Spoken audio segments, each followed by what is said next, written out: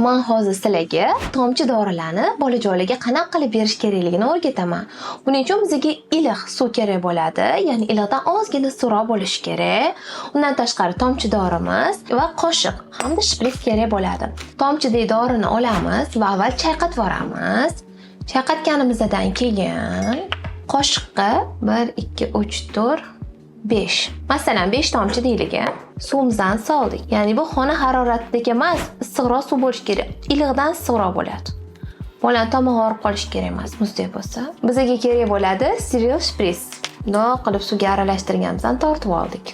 To'g'rimi? Soldik va yana tortib olamiz. Mana tomchi doridagi bu achchiq bo'lsa achchig'ini kesadi suv, shirin bo'lsa shirinini kesadi. Ana endi bolaga tomchilab lunji orqali sekin-astalik bilan yonboshlab yotqizib beramiz.